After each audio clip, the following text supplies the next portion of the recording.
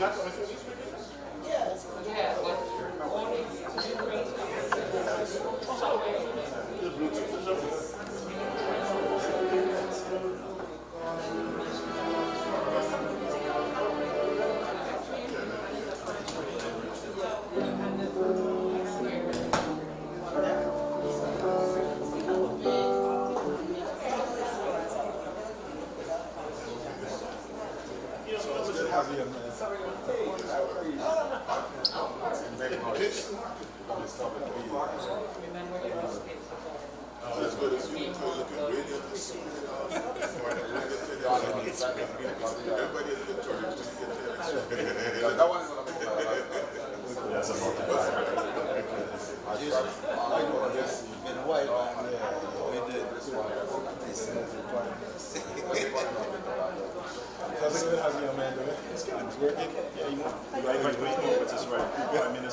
He's happy he gets there. Making some money, that's why. But you know, it's like, he's there, he's like, I'm like, he's got to run the open door. Because it's a little boring. It's pretty possible. Good break.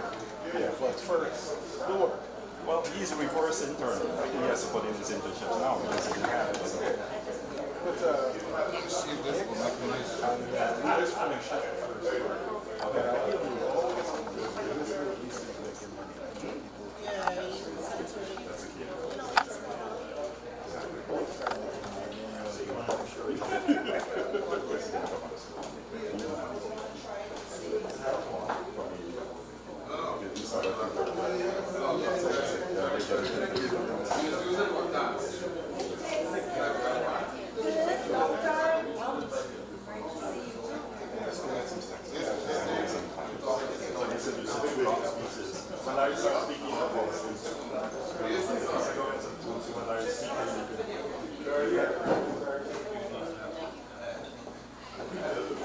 Hi.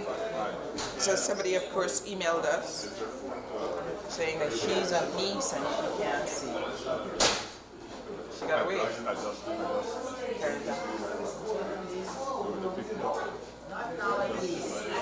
I am so sorry.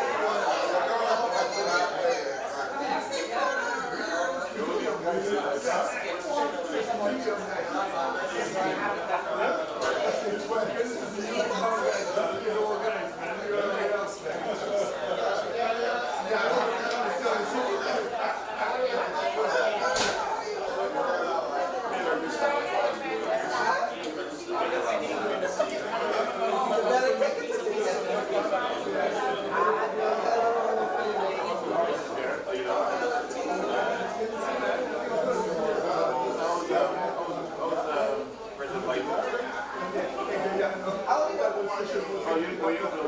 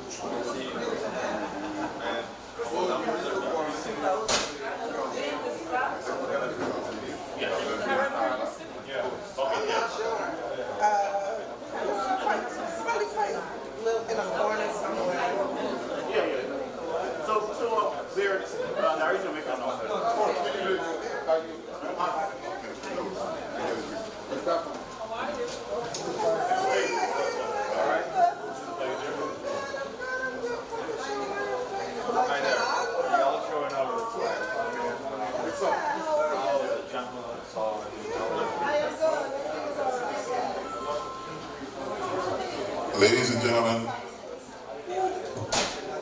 I never realized it was so loud. Please, if you would, make a veil of the bar, because once we get started, we're going to close off until after. So if anybody would like anything to drink, please do so now.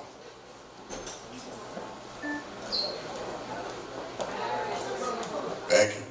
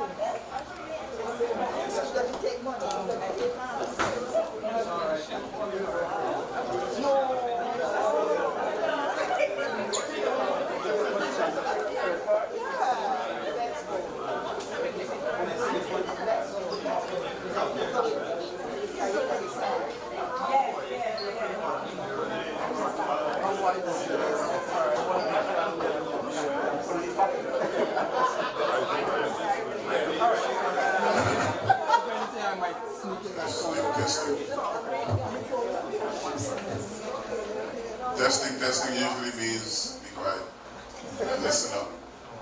But I was trying not to say that because I said it once, said it twice, and then keep on talking.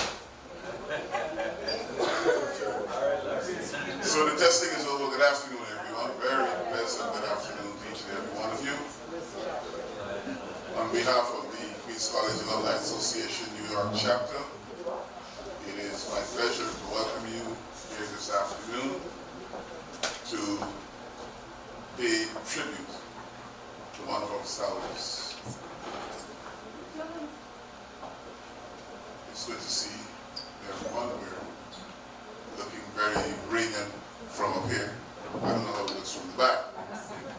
But we'd like to get started with the program. Those of you who have a program, I think it starts with the introduction and the words of welcome. So let me introduce myself. My name is Lawrence Boxill, but everybody calls me Larry B. I don't know why. We'll get to that in a little bit. And I've been asked to be the Master of Ceremonies for this afternoon's proceedings. So without much further ado, I'd like to welcome each and every one of you again. And we'll move right into the program by singing traditionally the hymn that was sung at Queens College at the beginning of each semester, hymn 333, part 1. I know it's 4, 5, 6, it grew over the years, right? And oh, by the way, this is not a concert. So we ask everyone to participate. Don't tell me you don't know how to sing, because chances are the person next to you doesn't know how to sing either. So together, you'll sing in harmony. You'll be going this way, they're coming this way, and everybody will get a harmony. Fair enough? Fair enough. Okay, music.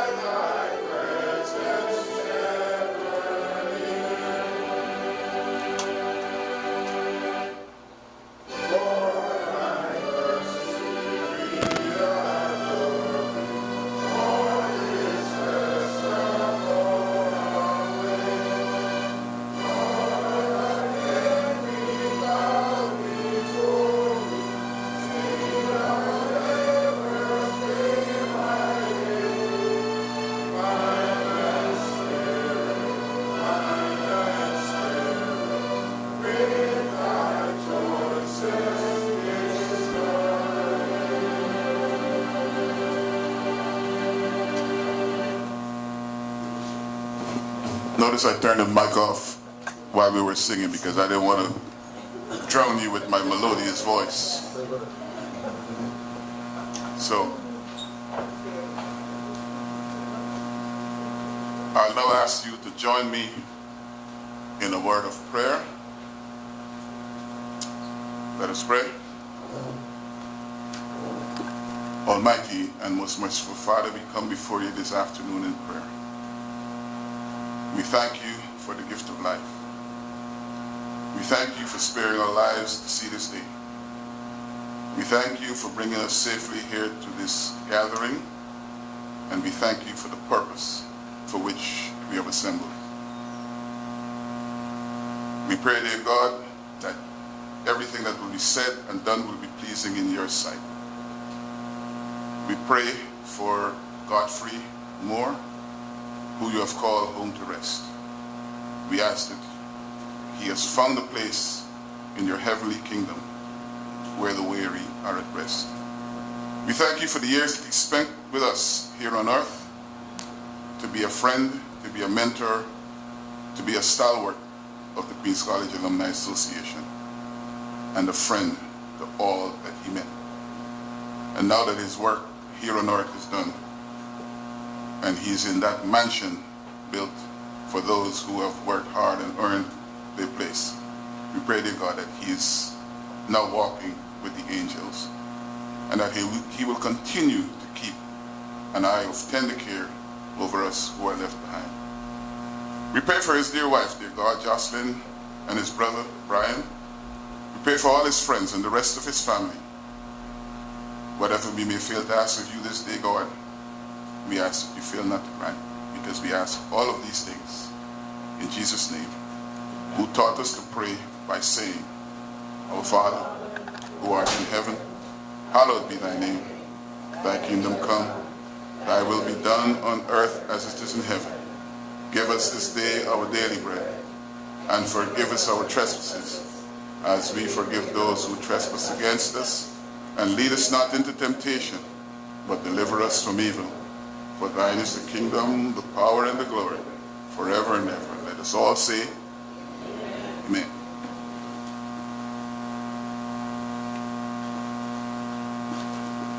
If we keep going like this, we're going to get to the end of the program in 20 minutes. So I have to slow things up a little. I just want to, the Queens College Alumni Association, New York, was formed way back before I could remember, but I was one of the founder members, and I also served as the president, secretary and president. So I'm privileged to stand before you today to speak about our association and some of the traditions of Queens College. One of the traditions of Queens College is that as long as you enter the school, you lost the name that your parents gave you. Everybody had a name given by somebody in the school or somewhere along the line, something you may have done. Anybody who knows what Godfrey's name was? Who? Goggles? Anybody knows how we got the name? Oh, okay. But let me tell you some of the something about the tradition. Everybody got a name. Teachers got a name. Students got a name. Now, some of the teachers' name, and I have a list, and you know, it's not all inclusive, but some of the names you'll recognize. We had Book, Bulby, Balance, Breezy. We had Django and Yango. We had Proto, Robo, Dude, Bandit, Patches, Sticky, Alipan. Anybody remember Sodium? Yes. Bogus, Burgos, Bader. And when we couldn't find a name for them, we call them full mouth. Pryor, Ada, Roger, Dollo, Ivy. Now, this just the teachers. I asked if anybody knows how Godfrey got goggles. Nobody raised their hand. He wasn't a diver, so you didn't have to wear goggles, right? Okay. You figure it out.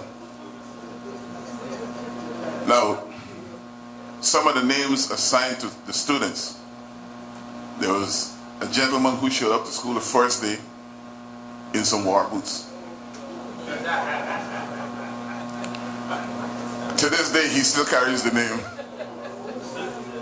As a matter of fact, he answers to war boots more than his name. We had Bomber, we had Nipple, Bullet, if your head was big, Eggy, if your head shaped like an egg, Saddle, and there you go, if your head shaped like a saddle.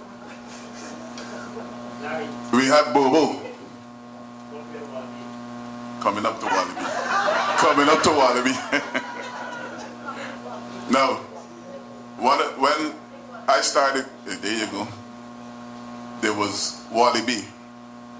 My elder brother, he was before me, 2 years. And when I started, they called me, no, not Larry B yet. Larry B evolved later on. They called me Smalley B. And over the years, it graduated to Larry B. So those are some of the traditions of our school. And Godfrey fell right in with that tradition because he answered to God. We call him goggles, he would answer. You know when they accepted the name. There's some people, when you call them, you have to either run or you have to fight, or both. There was a guy, I'm not calling last names, but if you know who it is, you know, Camo. And then they started calling him Two Boy. He was good with Camo. As soon as he said Two Boys, fight. So, those are just a touch of some of the traditions of Queen's College, which we continue to adopt here in the association. And the next item on the agenda is a musical selection by a young lady who has volunteered to do this.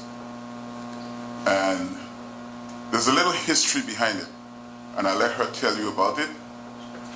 And she is the daughter of a good friend of our association, Mr. John Aaron, and niece of one of the stalwart 1968 Guyana scholar, Keith Aubrey Aaron, known to many of you. He was captain of the school, the cricket team. He was called to trials. He served as, he was a captain of the Border Colts, which was a youth team to play against Australia. And his love for cricket followed him right through up until his calling to higher service. So, without much further ado, I asked Miss, she's smiling, and this is talent compared with charm, and I asked Miss Christine Aaron to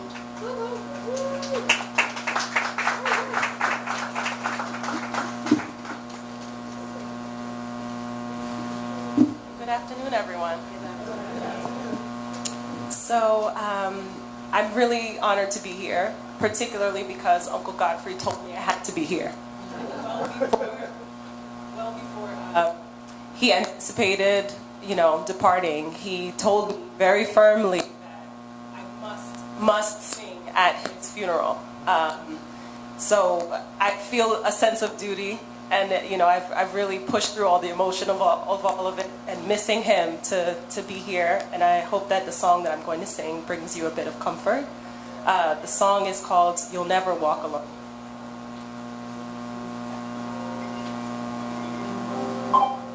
Walk through a storm, keep your head held high, and don't be afraid of the dark. At the end of a storm is a golden sky and the sweet silver song of a lark. Walk on through the wind, walk on through the rain,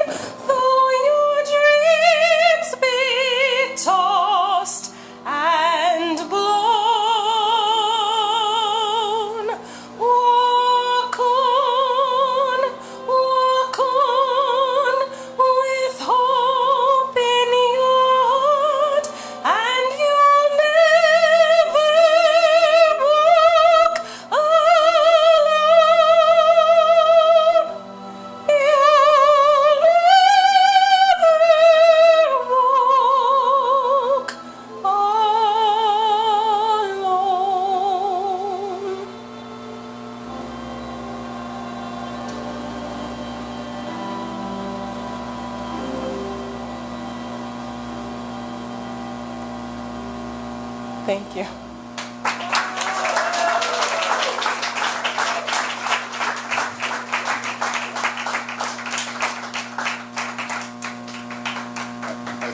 I think the Aaron clan can be very, very proud. I know she didn't get that singing from John, because John couldn't sing a lick. But thank you very much, Christine. Growing up, this song was sung by Roy Hamilton like in the 50s, I believe, or maybe 60s. I always thought it was a hard song to sing, and she made it sound so easy. How about another round of applause for Christine?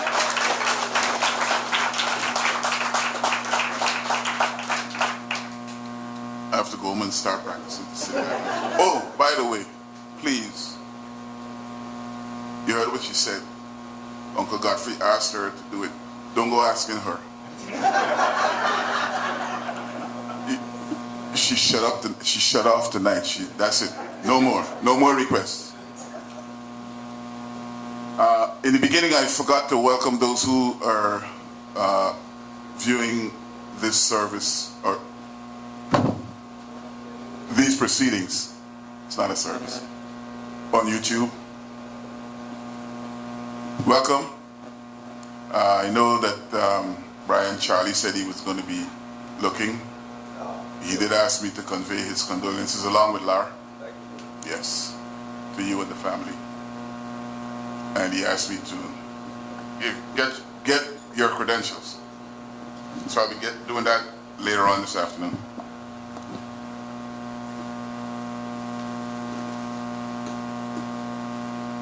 I'm going to cheat sheet.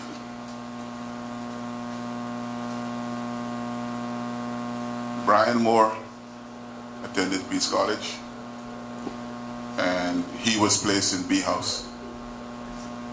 Brian was a cricketer of some repute. They said a fast bowler, but I think he was military medium. Run up fast, bowl slow. But he got a share of wickets. He played house cricket and he played school cricket. And he was the company sergeant major in the Queen's College Cadet Corps, which to people like me and Gordon and the rest of us who were in the Cadet Corps is dear to our heart. Following Queen's College, when he left, he was listed as a notable departure in 1967. And he built upon the foundation that he gained at Queen's College by attending the University of the West Indies, where he gained his bachelor's degree, as well as his PhD from the University of the West Indies. He lectured at the University of Guyana, he lectured at the University of the West Indies, and subsequently at Colgate University in upstate New York. And today, he is here to read the tribute to his brother Godfrey. I give you Dr. Brian Moore.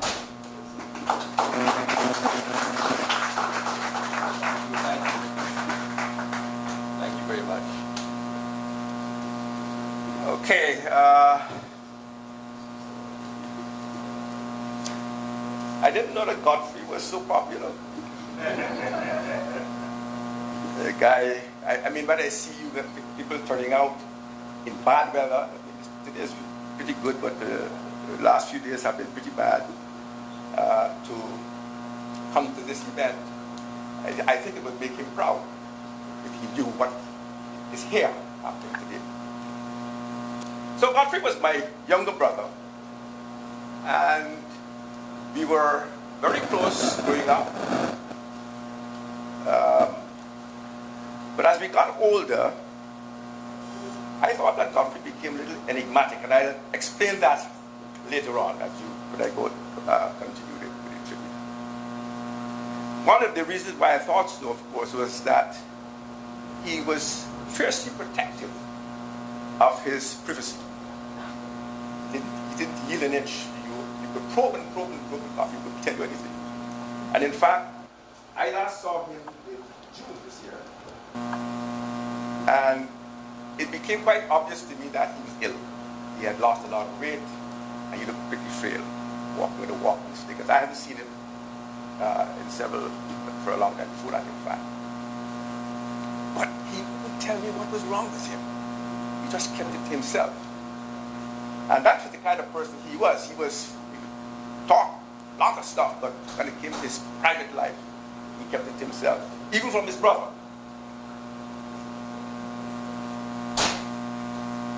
Now, I wrote this obituary a few days ago. It caused me to think long and hard about things that happened more than 50 years ago when we were children growing up in Guyana.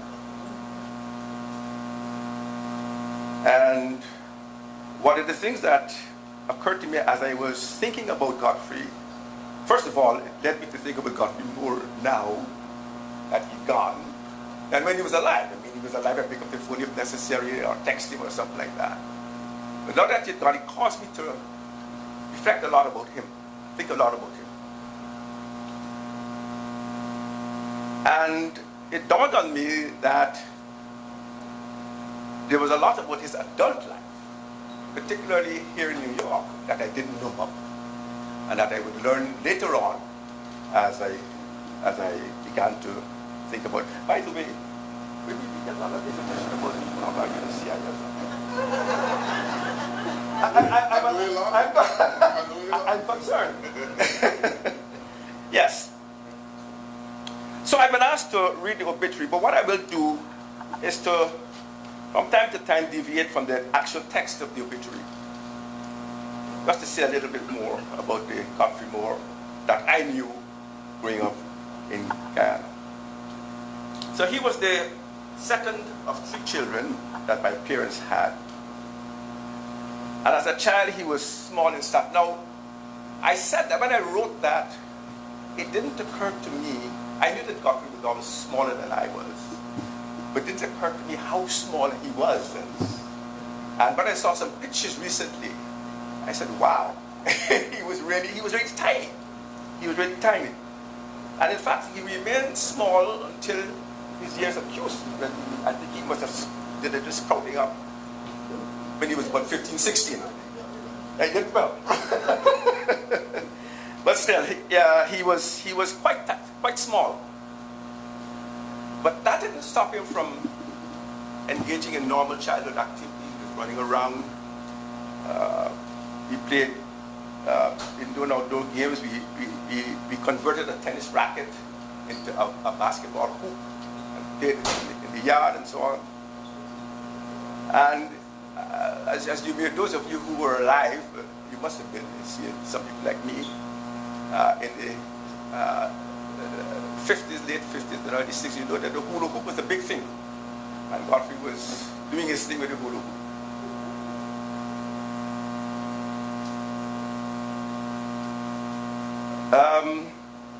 His size too didn't prevent my mother, my mother, from demanding that he did domestic chores along with everything else. So that he had no excuse. In fact, Godfrey as a youngster was gregarious, he was noisy, he was boisterous, and quite mischievous for his size.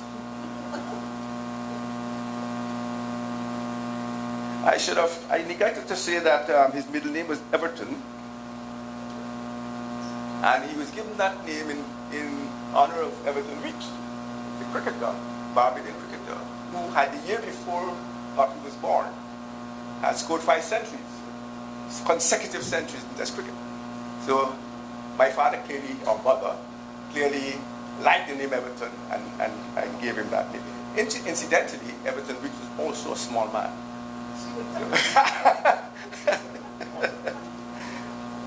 Godfrey attended Bedford Methodist and St. Ambrose Anglican schools before he entered Queen's College. And at Queen's College, he was placed in Cunningham House, which was odd because I was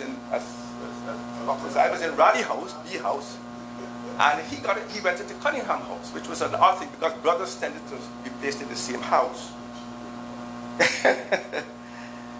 And he was active, again, small though he was active in all kinds of activities, sports, cricket, and so on.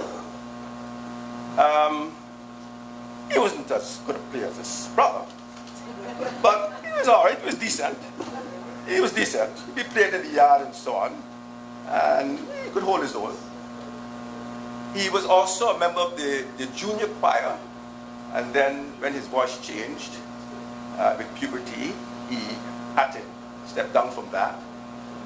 Singing, as I have in the obituary, would remain one of his passions. Now, I put that in only after I recently saw a video of Godfrey doing a karaoke anything. And this is one of the things where I talk about him being an enigma in a sense, because that's something I would never have thought Godfrey would be engaged in. And then Joyce and his wife said, it was a regular thing. He was doing it all the time. You know, I said, well, so that's the discovery I made. Queen's College, in many ways, shaped the man he became and played an important part in the formation of his identity. In a kind of way, I think, certainly more than me, Queen's College, he had a sort of umbilical cord linkage to Queen's College. And it sort of defined who he was for his life.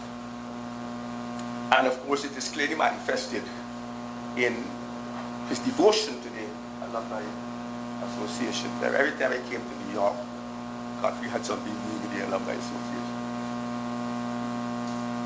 He began his working life at the Ghana Trinidad Mutual Insurance Company before entering the civil service.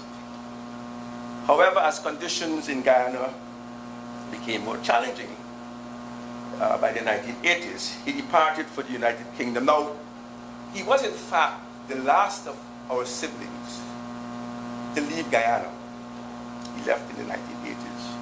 And that was primarily because he felt obligated to remain with my mother to take care of her. And it was only after my sister and I pressed her to leave because she couldn't stay there, things were getting so bad, that he felt relief from that obligation to remain with her. And that's the kind of person he was, again, very loyal to family in that kind of way. And so he went to the UK to do further studies in accounting, and when he left there, he came to New York, where he lived and worked until his death. And one of the interesting things about Godfrey is that he never returned to Guyana after he left. Never returned to Guyana. And again, in a kind of strange way, the QC Alumni Association was the only link to the homeland once he came here. Again, it goes to show in a way his connection, the importance of this connection with Queen's College. As a young adult, Godfrey enjoyed life to his fullest. Sometimes I wonder if he was a little bit of a daredevil. I remember when he bought a motorbike, and I wondered what in hell was he doing with that. And he rode it, and he crashed it. And he survived the crash. But even worse than that, one night I used to live downstairs under my mother's house, a two-story place. And one morning, probably about 1 o'clock, 2 o'clock in the morning, she knocks me up and says, "Brian, your brother's in an accident." I said, "What kind of accident?" He's at an accident survey breakdown in one of those cross streets. Go and see what's happened with him. I said, okay. I got in the car and went there. And when I saw the wreck of a vehicle, I thought, well, that was it. None of the people who were there could tell me where he was. But somebody said, oh, they're taking some of them to the hospital. So I quickly drove down to the Georgetown Public Hospital, emergency ward. I go in there and I hear moaning. I see one person on a stretcher in the corridor, and I don't see him. So I asked the nurse, I said, where is Godfrey Moore? But she doesn't have the name. I said, this doesn't look good. Anyways, I hung around a little. Another one said, he's inside. And eventually he came. Minor scratches, injuries, out of a wreck that I thought would have killed him. But he survived. And you would have thought it would tame him. But he continued to do his thing. He had a very active social life in Georgetown and its environs, I imagine.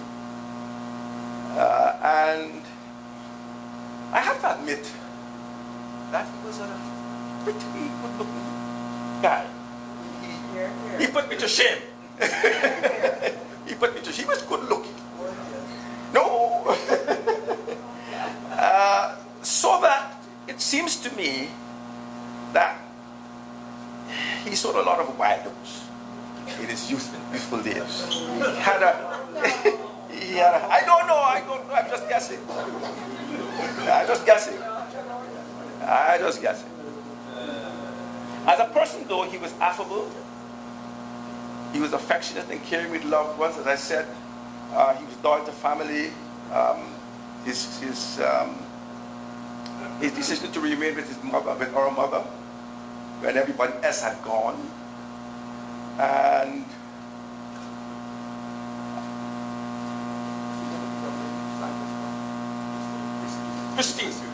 Christine referred to him as Uncle Godfrey. And that's very touching. I don't know Christine, but the fact that she saw him as avuncular and would honor his wish, there she is, honor his wish to sing today speaks a lot about who she thinks he was. And I thank you for that.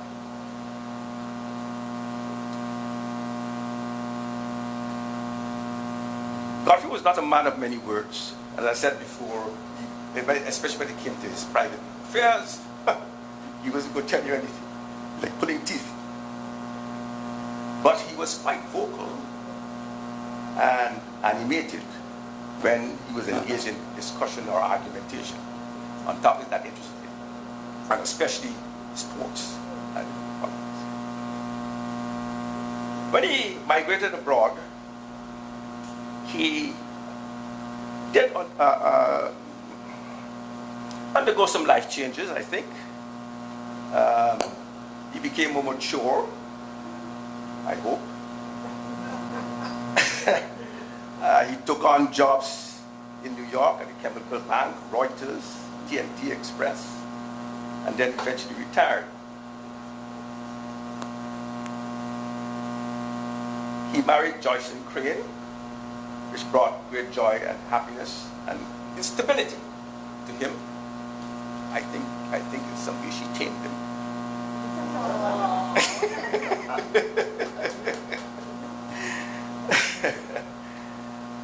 And the concomitant responsibilities associated with those life changes were sobering, but it didn't affect his joie de vivre. His social life remained vibrant. However, later in life, after retirement, he began to have some medical problems, and those slowly curtailed his physical mobility and ultimately reduced him to a kind of involuntary semi-reclusiveness in his last years. But even then, his voice resonated with passion when he was talking about anything that interested him.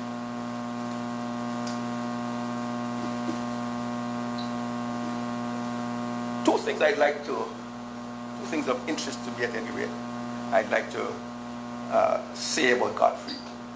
And one refers, two things. One he acquired and one was self-cultivated. What he acquired was his goggles. And this is how it happened. Yes. Godfrey's, well, my mother took Godfrey for new glasses one Saturday morning. And Godfrey chose a pair of glasses. Let's leave it at that for now. I was just beginning to play the school, and I was playing a match at YMCA, just opposite Queen's College. QC was batting, so most of the team was sitting in the pavilion. And then in comes Godfrey, with a smile on his face, and his new glasses, which were horn-rimmed glasses, circular horn-rimmed glasses. Now Godfrey's face was small, and these glasses took over his face. And the lenses were pretty strong, so the eyes sort of came at you. So I heard the guffaw and looked around, and there was Godfrey in his element. Goggles. In fact, it was originally called goofy goggles. And it was shortened to goggles. But as you said, he embraced the name. He embraced the name. It drew attention to him and so on, and he liked it. So it became part of his identity, goggles. The other characteristic about Godfrey was his hairstyle. Now, back in the 1960s and 1970s, black power was in vogue. I had a big afro myself, and so on.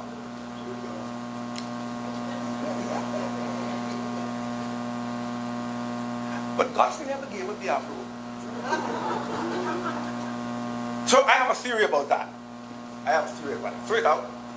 I think the afro from the 1960s and 1970s were tied to his, what I call his sweet boy days. And he didn't want to give those up. Now, you know the sweet boy in Guyana, at that time, I don't know if it still happens, but the sweet boy in Guyana had a certain kind of, you had to have a certain kind of appearance, dressed a certain kind of way, you had to be able to charm the ladies. And some sweet boys had a special walk, but Godfrey didn't acquire the walk. Thankfully, he didn't acquire the walk. I suspect that those charming qualities worked on Johnston. Oh, yes. But she tamed it. And in fact, I was, as I said, I was looking at some pictures that Johnston brought from his collection. And the only time I saw Godfrey with a trimmed hairstyle was on their wedding day. That's why I say she tamed him. Yes. Yeah. Okay, I've gone on too long. Death of a relative, a close friend, forces reflection, self-reflection on us, whether we want it or not. As I said earlier, I have thought more about Godfrey since he died than for many years while he was living. But in a strange kind of way, I consider Godfrey fortunate, even though he's gone, because he died peacefully in his own bed. And it makes me wonder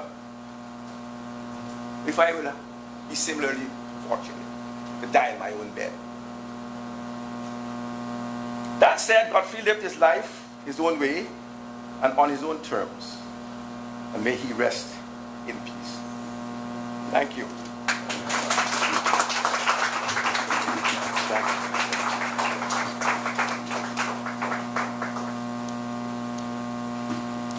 Now, a couple of rumors have been dispelled by you, Brian. Now, it's interesting because many of the members of the QCAANY didn't know Godfrey in Guyana. Okay. And when you see girls in the association, you know they came 1975. So Godfrey was far removed from QC at the time. But you said something, I was going to ask about it later, but now that you brought it up, I'm going to clear the air. When Godfrey heard that you were in B House, he demanded that he go to K House.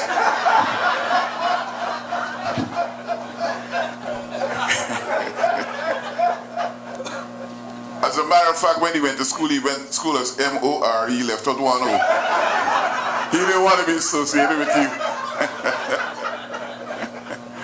But, as you said, he lived his life his own way. He was a friend to all of the association, a mentor. One of the things, Godfrey, every part that QC had, you had to go past Godfrey because you're always at the door. And everybody wanted to work with Godfrey because, you know, he didn't have to do any work. He would do it all. I worked with him at one of the Labor Day events, and I was sitting, he was standing, and this banner, if I call his name, everybody gonna know, so I'm gonna call his name.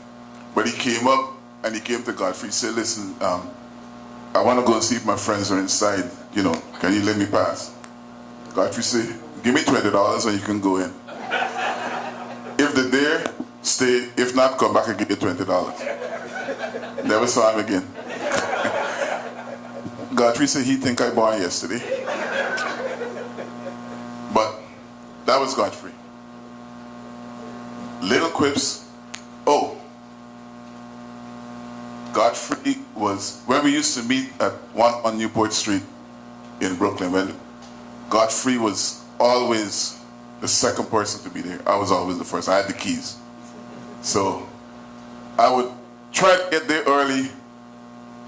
When I show up, park my car, come, look up the street, look down the street.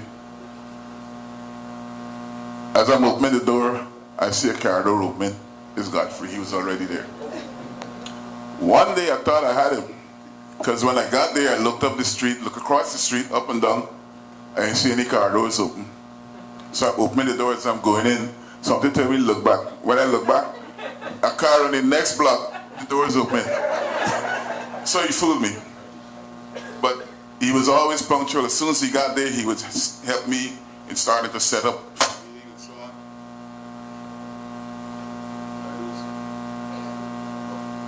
I think my voice been jump. And being the first person there, he would control the TV. He would hold the remote. If you wanted to look at football, you had to look at football. Forget it when Serena and Venus were playing. You don't stand a chance. Right? Everybody nodded the hill, everybody remembers. That was Godfrey.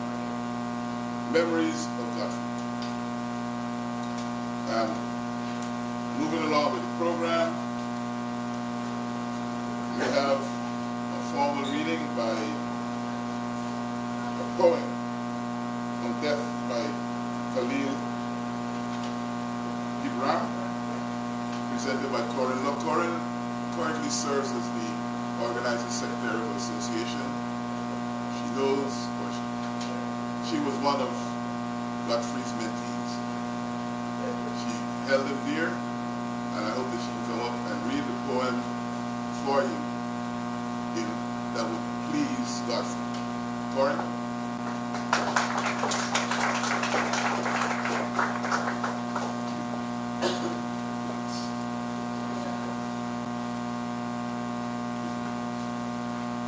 Big voice, apparently.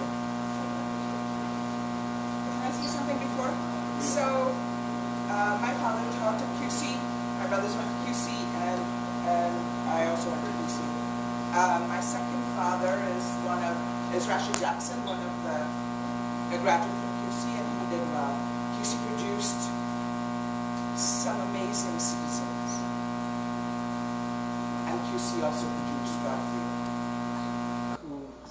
in my world, is untouchable. This is from Khalil Gibran, the prophet, and it's on death. And thank you, Hugh Hamilton, for suggesting that this be included. Then said Al-Mitra, we would not ask now of death. And he answered, saying, you would know the secret of death. But how shall you find it unless you seek it in the heart of life? The owl whose night-bound eyes are blind unto the day cannot unveil the mystery of light. If you would indeed behold the spirit of death, open your heart wide unto the body of life.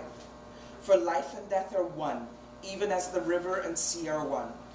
In the depth of your hopes and desires lies your silent knowledge of the beyond.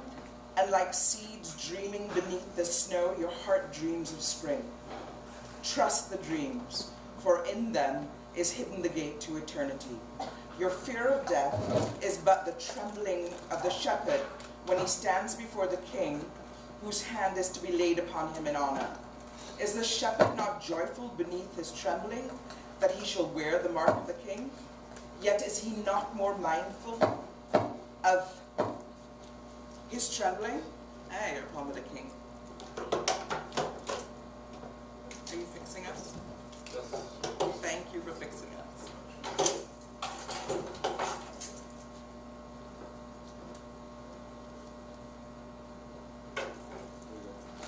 Yeah? Is the shepherd not joyful beneath his trembling, that he shall wear the mark of the king? Yet is he not more mindful of his trembling?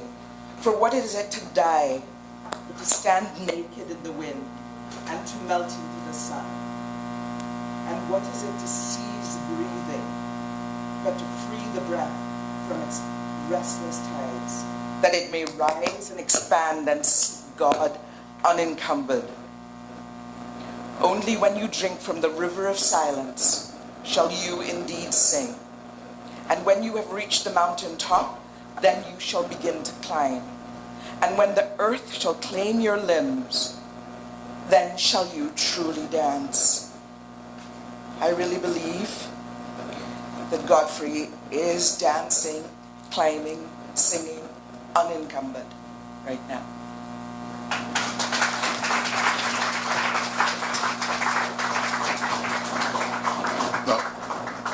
Corinne mentioned that she's a product of Queen's Club. Her father taught me art.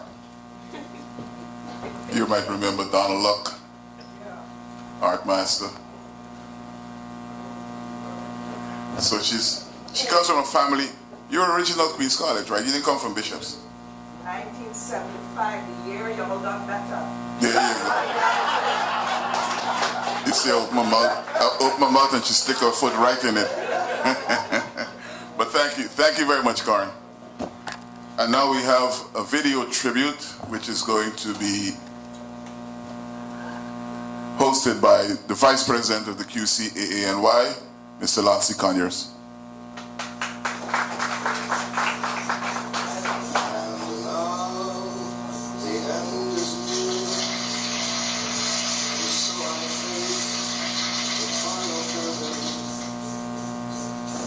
My friend, I'll say it clear, I'll state my case, of which I am certain. I've lived a life that's full, I've traveled each and every highway, and more, much more than this, I did it. Regrets, I've had a few, but then again, too few to mention. I did what I had to do, I saw it through without exemption. I planned each charted course, each careful step along the highway, and more, much more than this, I did it my way. Yes, there were times, I'm sure you knew, when I'd been off more than I could chew, and through it all,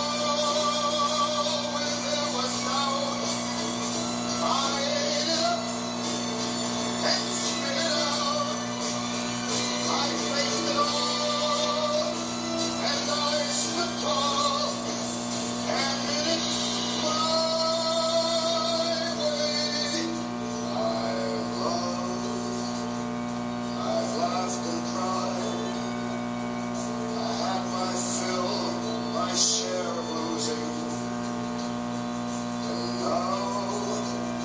as tears subside, I find it all so amusing to think I did all that, and may I say, I didn't shy away.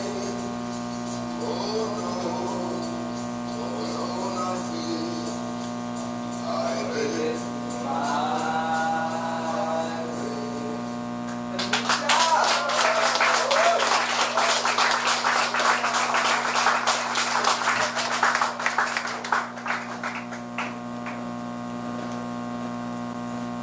Now, that was very touching, even for a tough guy like me.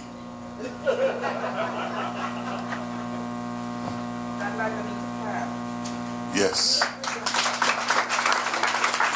Our treasurer, oh, come on. Step up, Vanita. Yes. Can you please take a bow? Step up.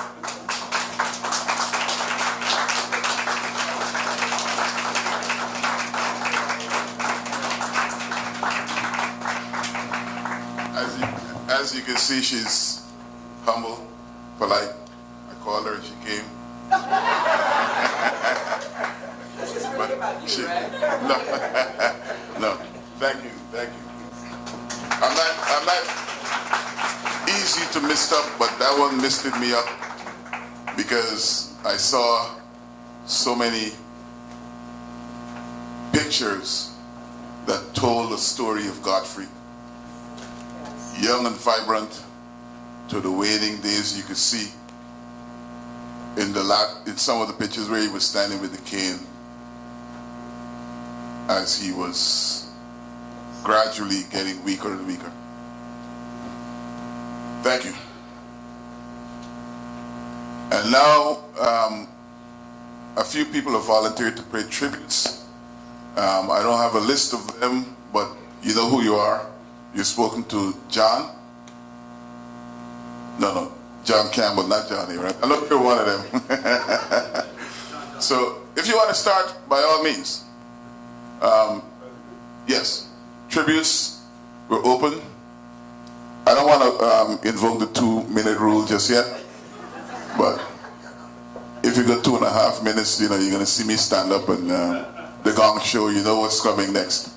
So, please, this is your opportunity to show what Godfrey has meant to you, what you have meant to Godfrey, and what together we can learn from you about Godfrey.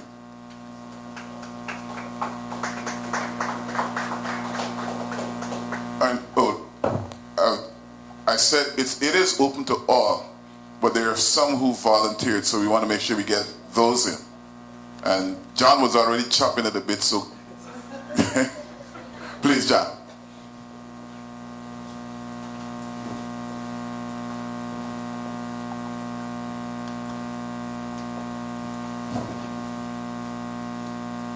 Thank you, Larry B. Small b. Common B, as opposed to capital B. I would be remiss if I didn't precede my remarks by thanking the Queen's College of New York Alumni Association for such an outstanding tribute to not only a friend, my cousin-in-law, Godfrey Moore, but QC Alumni Association of New York has a tradition of putting on classy events throughout all of the presidents that they've had. You two included, John. John knows hit him and he hit me back sometimes, you know. But what can I say about Godfrey? If life is a gift, then in death, there's a reward. And I know some of you look at me cross-eyed and say, what are you talking about? Well, let me attempt to explain. When a child is born, it's considered a gift to his parents from God, to his extended family, to his immediate community, and to society in general. And that's the gift of life. That gift is expected to give back between its born-on date and the expiration date. And I ain't talking about your milk in the supermarket. I'm talking about the day your year you're born and the year you die. And you've often heard it said what you do between those 2 dates is what is important to life. But it's not so much what you do, but it's the impression, the presence that you created, what you give back to others is considered a gift and the reward that others would have derived from your being a part of their life. So it doesn't matter though how small a contribution, people who are in your life are in fact rewarded in some way just by being a friend, a relative, an associate of you. Because to each of us, we bring something into this world and into life. Godfrey brought many of those things, and he meant many of those things to many of us, in different ways perhaps, but nonetheless, he made a contribution to our well-being and our life. Godfrey was gifted to his parents and his immediate family, and he rewarded us, like I said, by his presence among us.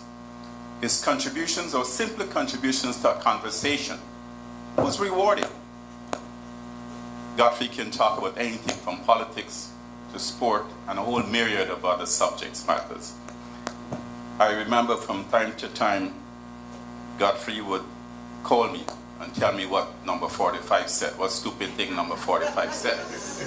I'm not going to mention his name, but you know what I'm talking about. And Godfrey would be the first to tell me before I can get to CNN or 10-10 wins. Godfrey would text me, you heard what so-and-so said? What an idiot, whatever. Or if one of his favorite tennis stars, Serena Williams, was playing, or when she was playing, he would tell me, make sure so-and-so the time and so on. So Godfrey kept me abreast of what was happening in the world of politics in my otherwise very busy life. Godfrey wasn't a US senator. He wasn't a military general. He was not even a medical doctor. But in many ways, he was more, pun intended, than some of those people. He had a very quiet, sincere, non-combative, despite what Brian might have said, demeanor. And it was nothing more than a calming influence in any conversation we were having. Quiet, but he got his point across, whether you agreed with him or not. Godfrey Moore was more than you paid for. My cousin, Alfred Crane, Joycelyn's brother and Godfrey's brother-in-law, and my cousin, would often about Godfrey being the treasurer of QC and selling tickets for the QC event for $20. And he would often say, tickets $20, Moore at the door. And indeed, it would be Godfrey Moore at the door. So what Larry said about Godfrey taking the $20 and telling him, if you find your friend, stay. If you don't find him, come back. And like you said, the man never came back. Godfrey is stupid. So as a treasurer of QC, I'm sure he did a fantastic job. I will miss, like I said, instant reporting on things political and things sport. He's very, very informative, but that information was very often accompanied by an opinion. He would have an opinion, he would tell you what he thought. And whether you agreed with him or not, he let you know what he thought. You couldn't ask for more from a friend.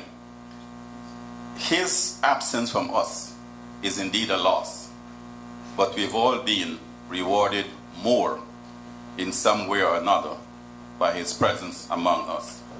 May his soul rest in peace forevermore. Thank you.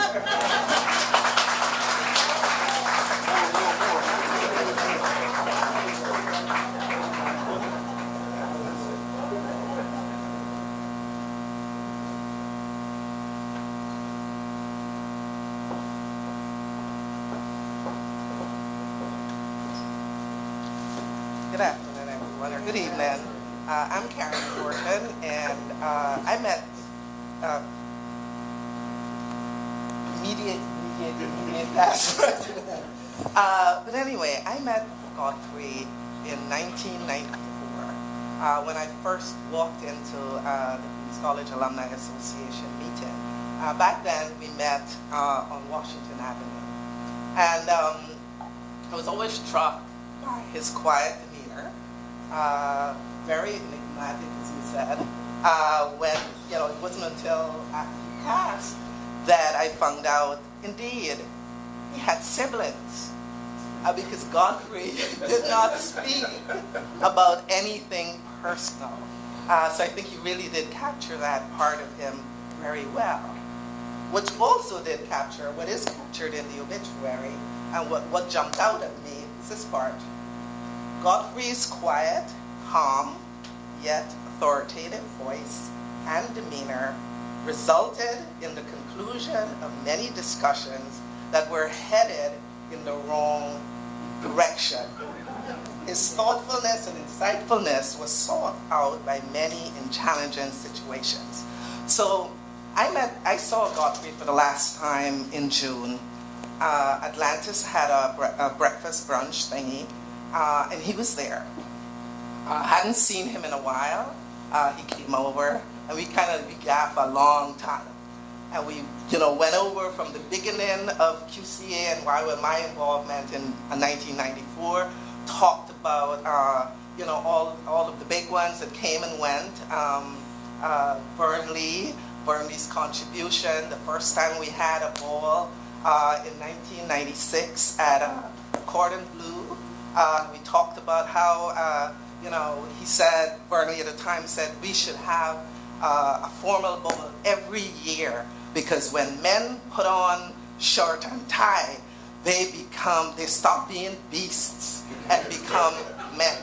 And we laughed about that. Then we fast forward to the moment that really sticks with me was some time ago, maybe 2015 or something thereabout, when there was a proposal before the association to basically fund a major project in Guyana at the school. And it was the first time that we were actually doing something on that scale, that magnitude, and at that cost. So if you've been to any of our meetings, you could just imagine what that meeting was like. Contentious. We were back and forth and back, and it was going on and on and on, right? We couldn't come to an agreement. Godfrey waited his turn, stood up, and then said, I have been in this organization for, he counted the years. And then his voice started to quiver, because he was really, really angry. He said, this is the first time we've ever had a proposal before us. We always said we wanted to do something big. And now we have an opportunity. And this is what you guys are doing. And then he sat down, and I believe it was Gordon Williams at that point that says, all right, let me vote now. Do you remember? And I believe, in retrospect, that was a pivotal moment in the organization's direction, the direction of the organization. We've grown leaps and bounds ever since. And so I think that when the history of the organization is written, he ought to be included, because I consider him to be kind of like the Bayard Rustin of QCA-NY. The quiet force doing all of the work in the background, but never being seen or being given credit. And so I'd like him to be remembered as someone who really contributed to this organization, to the growth and development of this organization over decades in ways that might not be immediately obvious to the outsider. But this quiet, calm, yet authoritative voice and demeanor was very instrumental in this organization, and I'd like to extend my condolences to his family, to Joycelyn, his brother, and of course to his family and friends, and thank you all for being here.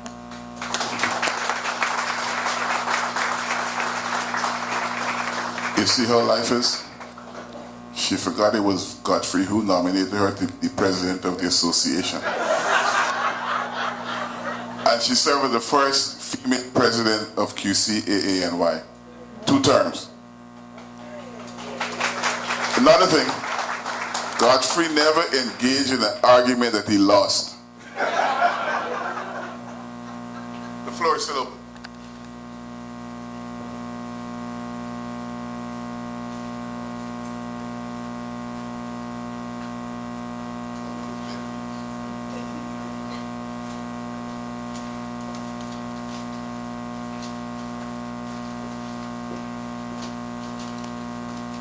Good evening, everyone.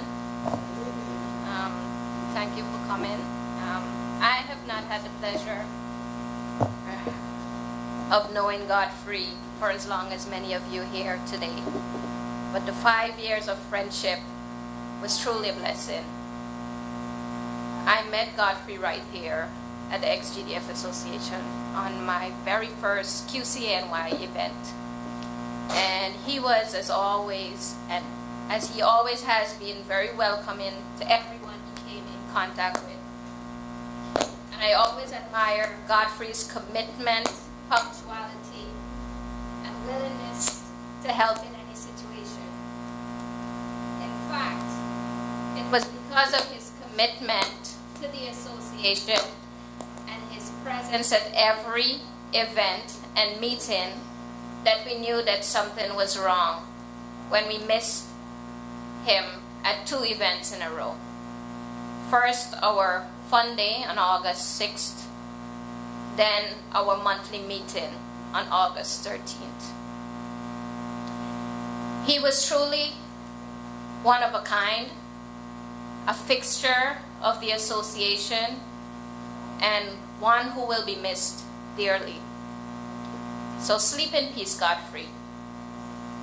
You will be remembered forever.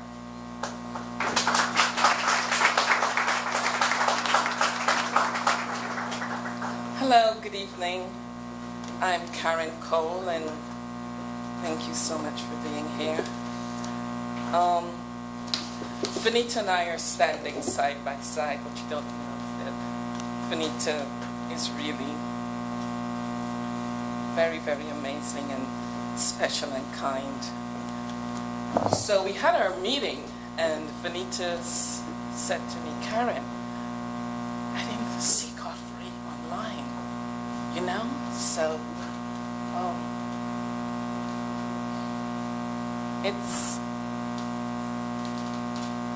will you come with me? I said, yes, we'll come. And so we went over to Godfrey's home together. I joined the association last year, and it was really amazing to see someone like Godfrey indeed. So, in honor of a remarkable individual, Godfrey Moore, we celebrate a life that touched us all with grace and kindness and unwavering determination. Godfrey's presence has left an indelible mark on our lives. His devotion and faithfulness to our association was unique, and he fostered a spirit of commitment in the lives of QCANY membership. Godfrey was not just a source of inspiration, but he was also a trusted friend. He said, I remember the last time I saw him was at our night of film. And I said to Godfrey, Godfrey, I'm going down to Guyana. It's the first time in a long time. And I said, what would you like me to bring back for you? I said, come on, there must be something you would like to have. And Benita was with me. Actually, it was the three of us having a conversation. And he said, okay, let's have a bread. And I did. And so when I came back from Guyana, we had a fun day. And I was so busy, so I didn't get to give it to him that week. And then the next time was the meeting. So I said, Benita, I have the cassava bread. Bring it? She said, yes. Bring the cassava bread and let's go and look for Godfrey. so he became a trusted friend indeed.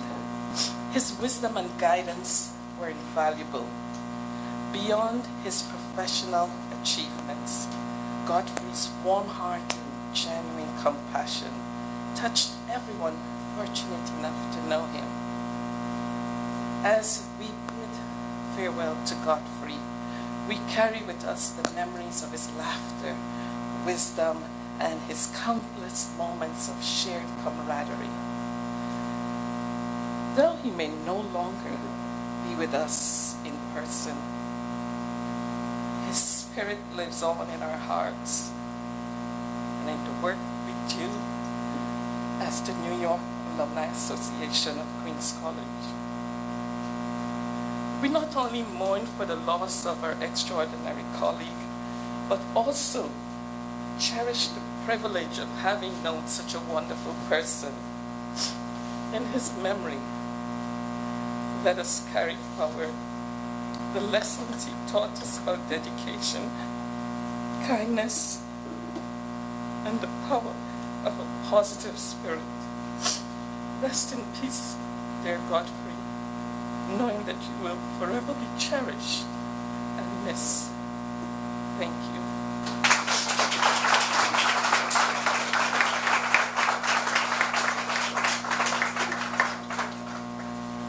That's our treasurer and assistant secretary treasurer. And as she confessed, she's only known him 1 year. So imagine me who know Godfrey, how much years? Enough. But thank you, Vanita and Karen. The floor is still open.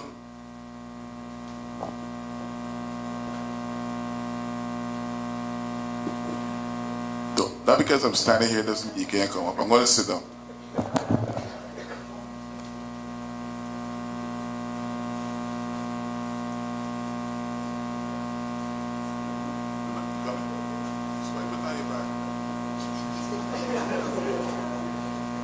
Is there anyone else?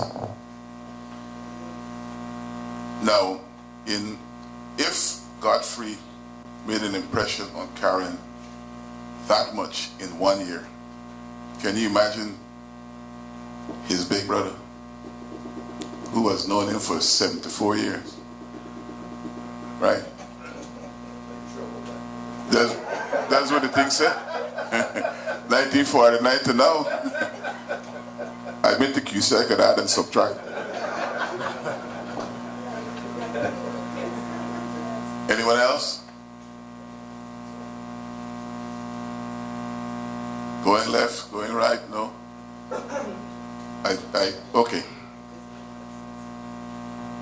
Everybody afraid I might come and do what Karen just did. Not Karen Gordon, Karen Locke, Karen Cole. Come and, you got it. Dove and pigeon, you know? Yeah, I think I show it. I ain't demonstrating, I wipe it away. But in all seriousness, Godfrey was truly a champion. I used to call him the Minute Man. Not the 60-second minutes. Not the 60-second minute, I should say. Godfrey used to move for adoption of the minutes at every meeting. In order to do that, you had to be present at the meeting. I had to read the minutes to know that they were correct.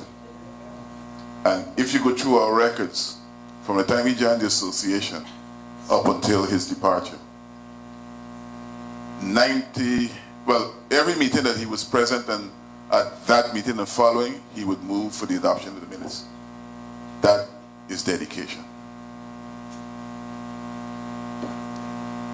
So if there's no further tributes, I thought there would have been more. I thought everybody was eager to come up here. I got to call some people. Yes. Somebody said call Killer. That's another false name. No. I don't want copy by the way. Everybody know Killer. Right, Brian? You remember Killer? Mr. Louis Kilkenny.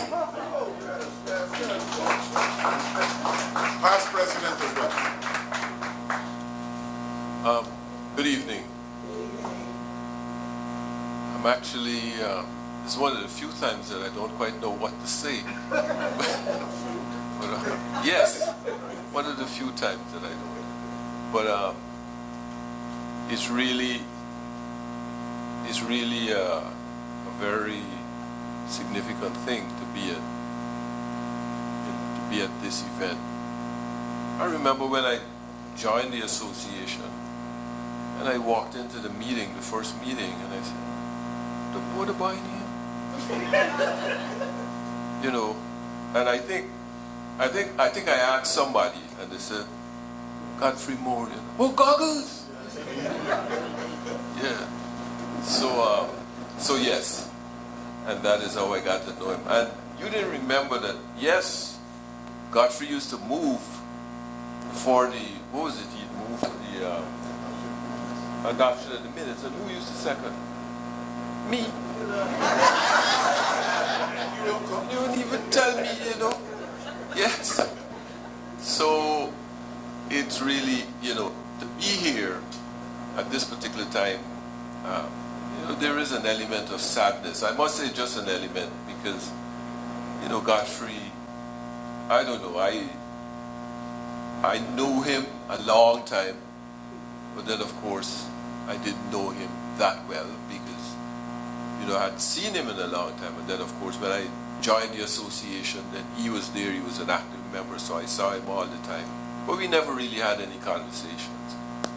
But I live on 230th Place in Queens, and I would do my grocery shopping at a Key Food on America. So as Jocelyn knows, to get there I have to drive past their house all the time. So I would often pass by, and then I realized that there was a brown car that I would see, which was quite familiar because I would often see it at meetings. So, oh, this is what Godfrey did. So it's that kind of association that I think about when I think about Godfrey. One long time ago in QC, then coming up here, running him to the Queen's College, the association's meeting, and you know, just pass him by his house and getting to know him and so on. And my wife and I took him to an event recently, so we were coming back, and I was saying to myself, you know, Godfrey is so friendly, he talked so much and so on, because in the conversation we were all just intertwining with each other, discussing a number of different things. So, but Godfrey is now gone, and I think since he has passed, I have passed that house many, many times. Larry was one who called me and said, "By the way, you pass and you see this car?" Yeah. And now every time I pass, I look for the car. You know, which means I keep thinking Godfrey is still with us. But I guess I now have to face the realities that he isn't. It's a memory that I shall hold for a very long time. Thank you.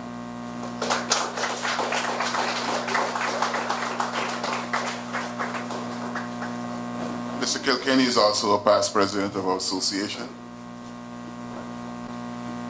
I call him Killer because that's how I was introduced to him when I started QC.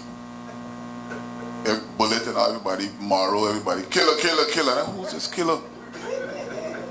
And here's a humble young man. Not a real killer. Anyone else? Anybody from the BHS who used to work with Godfrey at the door? Anybody from St. Rose's? I see them in the back. I know. I don't think she ain't evading me, you know. I'm hoping she get her before a call.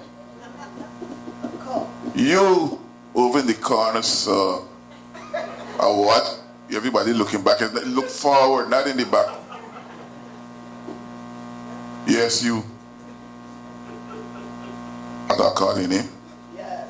Miss Eileen, Mrs. Eileen Era.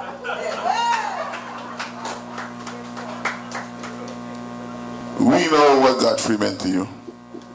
We were all there on that fateful Sunday.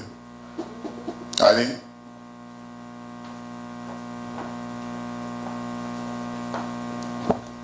like putting people on the spot and get back at you. So Godfrey is not just only a friend, he's also family. And for many, many years, I did not know that he was called Moore the Door. At least not when the Bishop's QC had our Labor Day event together. But many times, you know, I had worked with Alfred Granger.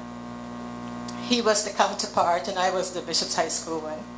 And we would make sure that we assigned people at certain spots during that event. And many times Godfrey would be sitting next to me. And because I think we had the same personality, he would make sure that nobody got past us. And I would make sure that nobody got past us either. So we both had this reputation of being very fierce. Somebody just said bulldog. But that was true. So we worked very closely together to make sure that our Alumni Association's events were always well taken care of at the door. Nobody got past us. Now, that's that part. Now, in terms of family events, you know, Godfrey was always there. Most of the time, we hung out at John's basement, John Aaron's home. And the same could be said that many people have said before. Godfrey would always take a spot in his chair by the bar, and he would sit there and he would look out at all of the entertainment. And you guys didn't want to be there. The entertainment was lots of dancing, lots of shrieking, lots of karaoke. But Godfrey was very quiet as he sat in his chair. And so the video that you guys saw floating around was the last karaoke that we had on John's birthday.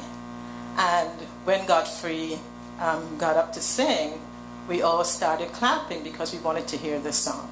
He sang 2 songs.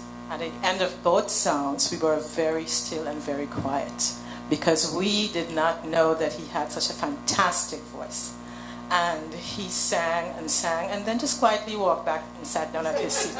And so he had done his thing for the night, and we were very thankful that he was there. We were very thankful that we had a recording of him, because we did not know that that would probably have been the last time that we saw him. Now, Larry mentioned that fateful evening. We got the call from Benita and Karen, that they were doing a wellness check, and he didn't show up to events. And so Barbara, Joyce's sister, and I, and John eventually ended up there as part of the family. But we also had a lot of the QC alumni members show up as well. So we waited until eventually the police came and did a wellness check, and it was really mind-blowing for all of us when we got the information. So in Bishop's High School, our song ends with true comrade and true friend from school days to the end. And so what I saw that night was true comrade and true friend, because all of the QC people showed up to make sure that he was okay. And for that, we agreed. We were very thankful. So I want to say, closing, Godfrey was a really important part of our life as friend, as family. At every family event, he would be there. And we will miss him terribly. Thank you.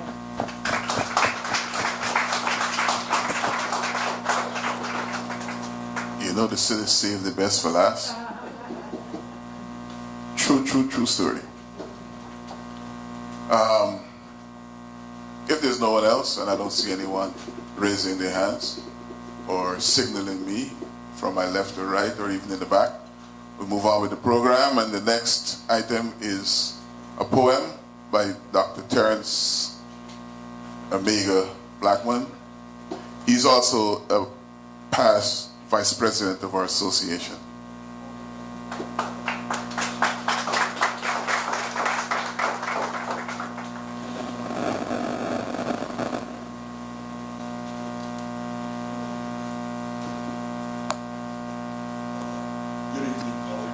Is it working?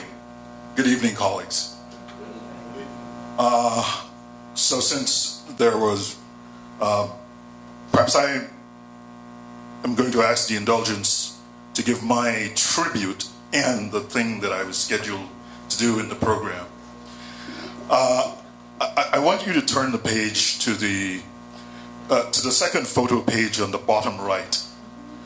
There are 4 or 5 people sitting at the bar, and Godfrey sitting in a chair. So at the bottom right,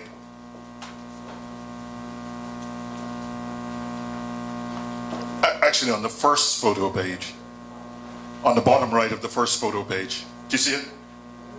Yeah. So I came to the QCANY many years ago. I remember quite vividly, I joined the organization after attending one of the events where there was rain like there was before and yesterday, and the party was held somewhere and it was completely flooded and mud and people were trying to get in, and I thought, you know, I need to come and help these old people do better.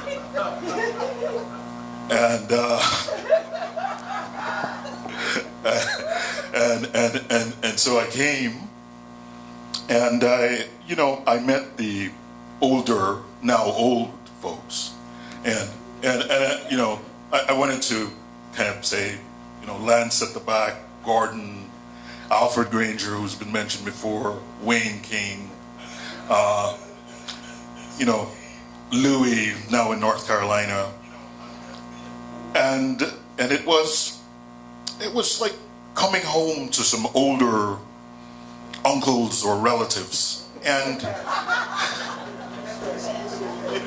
I mean, you are older, right? I mean, it's not, they're not young. I mean, let's be clear here, right? Yeah, but it was not. So the sense was that there was it gave a younger person like me purpose.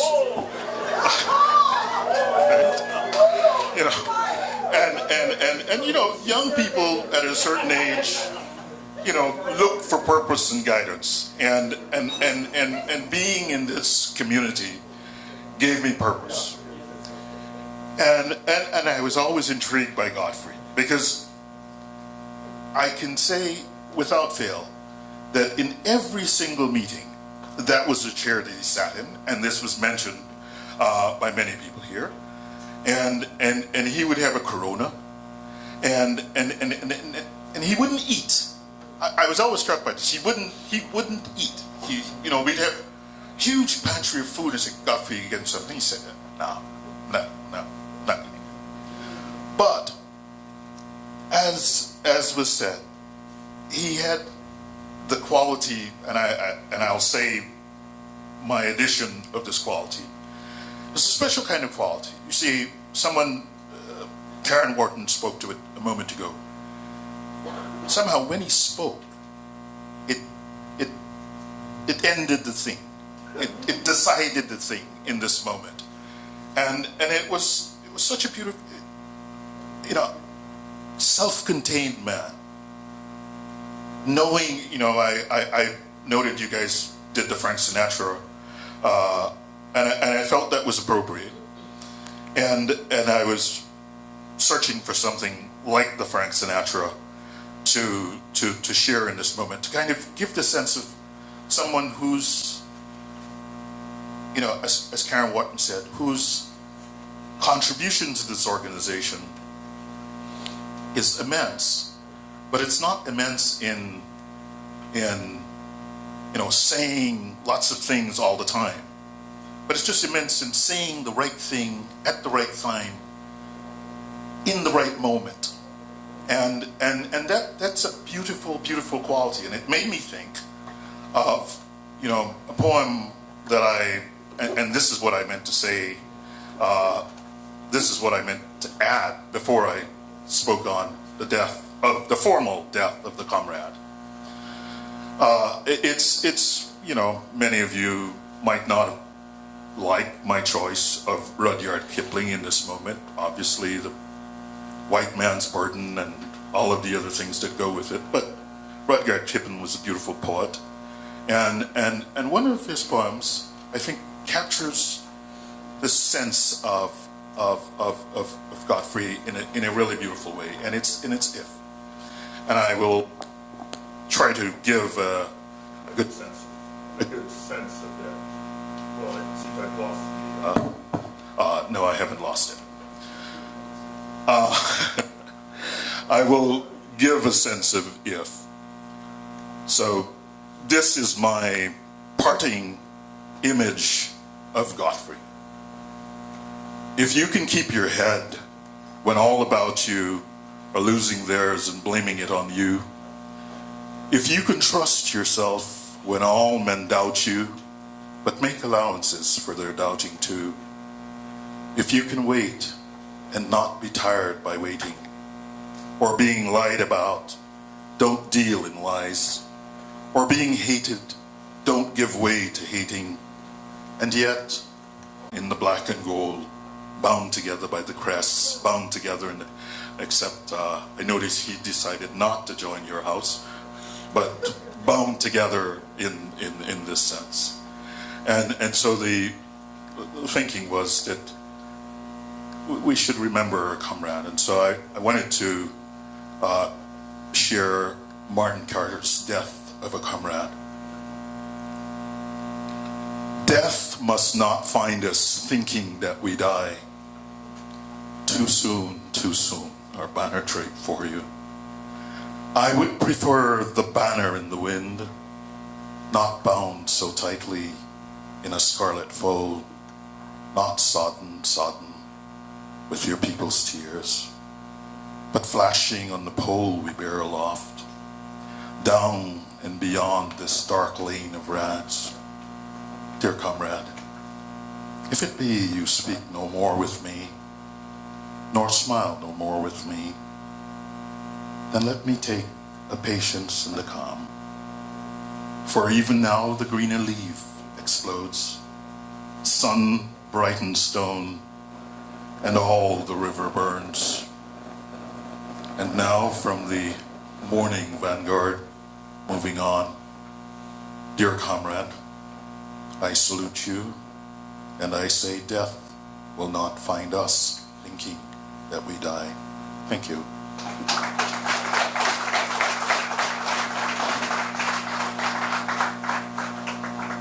Something about QC boys, I tell you. Martin Carter also happened to be an alum of Queen's College. His son is a personal friend of mine, Keith Sham, and that was eloquently delivered by Dr. Terrence Blackman. You were at Durham House too? Oh, good. Because the Carters were in Durham House, I figured it might be some house thing. Anyway,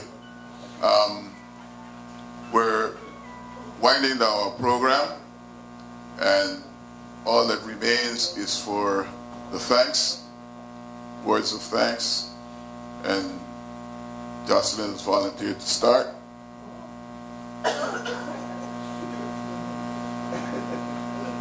You could designate Eileen again if you want to.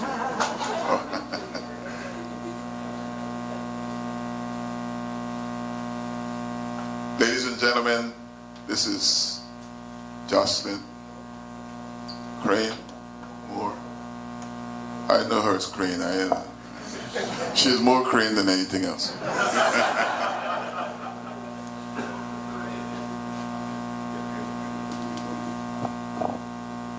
Good night, everyone. I am very touched by all that has gone on here tonight, all the wonderful things that you were able to say about Godfrey. I've known Godfrey practically for most of my life because my dad and his father were friends.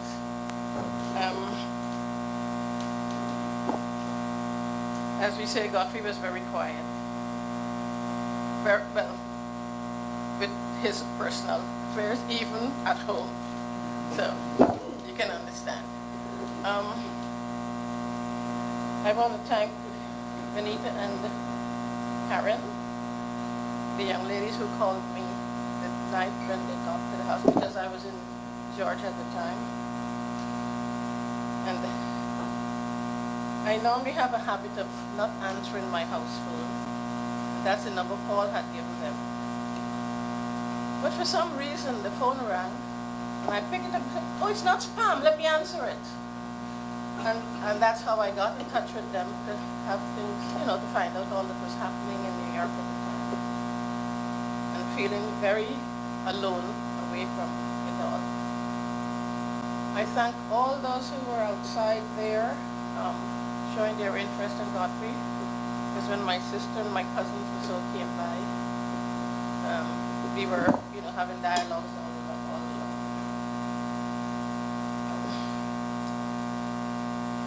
It's still very strange to feel that Godfrey is not there, because as we talk about those tennis things, every time I'm looking at tennis and something happens, I turn to call Godfrey, because he would keep calling me and telling me. He knew that if one of our favorites were playing, and it wasn't going good, I would get nervous, and I would play. He used to tape it when we were sitting in the same place, or otherwise, because I couldn't deal with it during that time. He used to keep me abreast with everything and only tell me the good parts.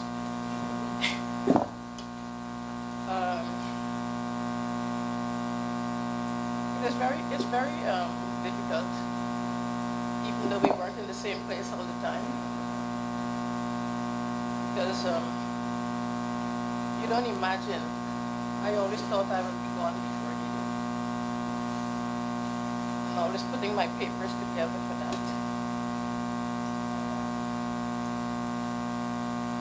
I don't know. I didn't even know what to say here, but I'm very grateful to all of you who have been here, who were close to him, and I knew Queen's College meant very, very much to him. I knew he never missed a meeting and that sort of thing.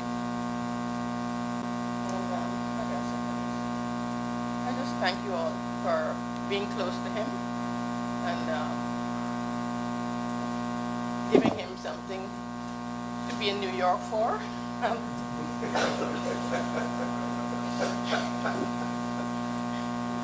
Yeah, because when his brother moved to Georgia, I thought he was going to come too. He said, "But I have this and all my friends are here." So it was he was very close and to all of you, and I'm very happy to meet those who I have not known before, but of course there were lots of you that I knew from since school days. And thank you again for everything, for hosting this. Because I was totally out of my wits. I was all getting depressed about things and wasn't able to do too much. Thank you again for everything.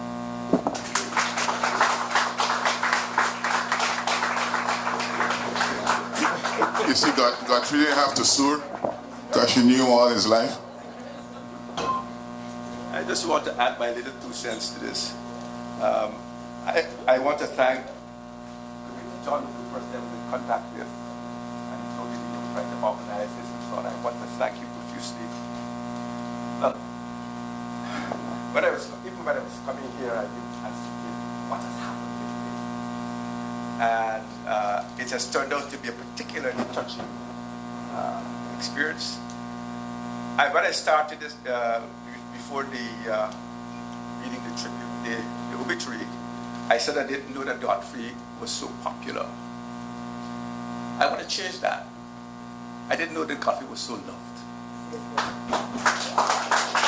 I didn't know that Godfrey was so loved. And that said a lot. That said a lot about his time in New York and the connection that he has had and maintained with QC through the Alumni Association. Now, Dr. Blackman, yes, had mentioned, yes, he had mentioned that he joined the association because he wanted to rejuvenate effectively. And I recall when I was at QC many, many moons ago, yes, it was a boys' school, so the people who had gone ahead were called old boys. And then I seem to think that at some point, when girls were admitted to QC, it was called the old students. And now you've changed that to alumni. I wonder if you took on the oldness to accommodate.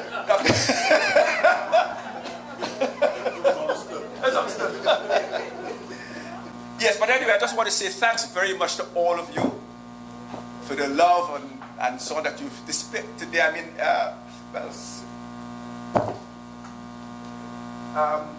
was it Vanita and Karen? Touchy. And just thanks. Just thanks. And also, I didn't know that it was, Joyce told me that Godfrey was dancing before and so on and so forth. And that I didn't know it was false. There.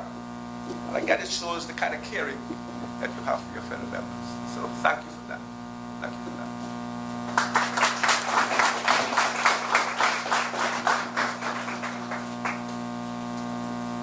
Y'all think it's by chance this box of tissues are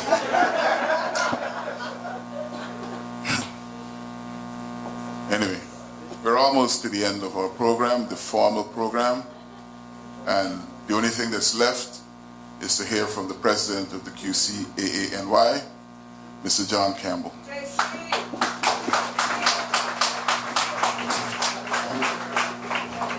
We still have to sing.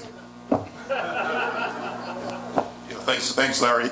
I want to just actually give some acknowledgments and say good afternoon to all, ladies and gentlemen. Special thank you to Joycelyn and to Brian for being here. But not just that, but also sharing Godfrey with us for 30 plus years. Right? He has, as everyone said before, he's been, like Jewish friends say, a match. Right? So there have been several words used tonight, all of which are true. I mean, some are sort of weird. I mean, we talk about enigma, we talk about dependable, devoted, loyal, generous, thoughtful, man of few words, yet vocal and animated, stable, punctual. These all these words describe Godfrey to a T. And but I think I should say that the tributes and all that has been said before has made my job very easy. I don't need to repeat any of that.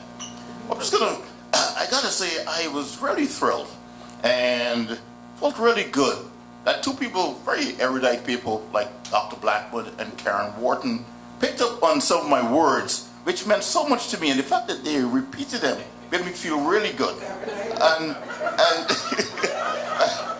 And those words were, Godfrey's quiet, calm, yet authoritative voice and demeanor resulted in the conclusion of many discussions that were heading in the wrong direction. And anyone who's attended a Queen's College meeting in the old days or in any day, or any QC gathering, know there are always a lot of discussions. And I use that word, very, in sort of a jest. So Godfrey was one guy. I mean, you would argue, but when he said something, he got up and said something, that was the end of the conversation. Because he's usually very insightful and right to the point. And as I think Larry said earlier, after Godfrey speaks, time to vote, because everything has been said. All right, so I'm really happy that, all of Godfrey's work was recognized, and oftentimes people get honored posthumously. We were fortunate to be able to honor Godfrey last October at our last gala with an award for his long service and devotion. And it is our intent to continue that and to make sure that Godfrey's memory lives on and on and on by starting, as of tonight, or as of our next meeting, a Godfrey Moore Memorial Fund and a Godfrey Moore Memorial Scholarship that will memorialize him and keep him in our thoughts and our memories forever and ever. And so I want to throw out to any friends or family who want to contribute to such a scholarship, if you're free to do so, we will welcome it. But going forward, as of I guess next year, we will have a Godfrey Moore Memorial Scholarship, a Godfrey Everton Moore Memorial Scholarship that will keep his memory alive. All right, I think that's the least that we can do for someone who has meant so much to so many of us.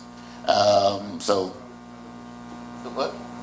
Oh yes, at Queen's College. This would be for alumni, Queen's College alumni.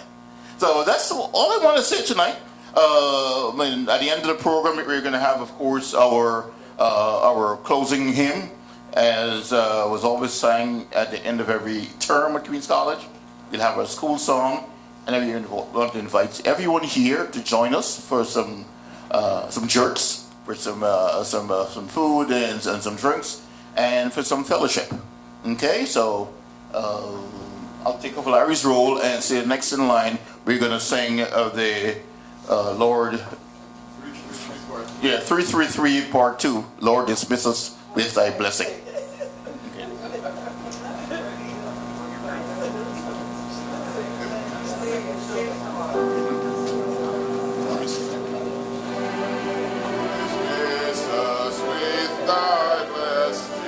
Thanks for mercies past received. Pardon all their faults confessing. Time has lost, they all retrieve. Be thy children, near again thy spirit breathe. Let thy Father and be shielding. All who hear shall meet no more. May their seed time past yielding, year by year a richer store. Those returning, make more faithful than before. And now for our school song, which is sung in Latin, but there's an English version next to it, but we're not going to use that.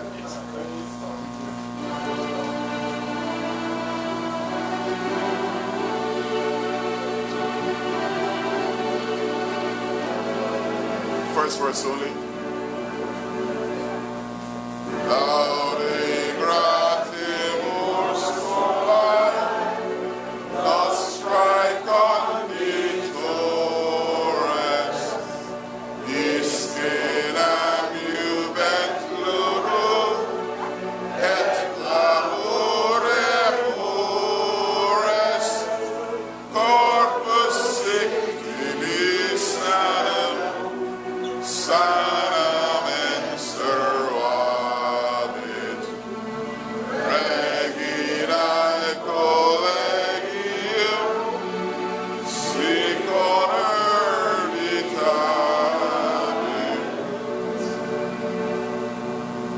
Thank you. Remember I said at the beginning, once you start singing, the voices will blend. You saw how it did? People singing this way and that way, and everybody. Anyway, please avail yourselves to, if you can move the chairs aside just a little, and this way we'll be serving in the back. And it's open bar. So if anyone wants to buy me a drink, you can step up. You don't have to pay for it, just bring it. Thank you so much for being here.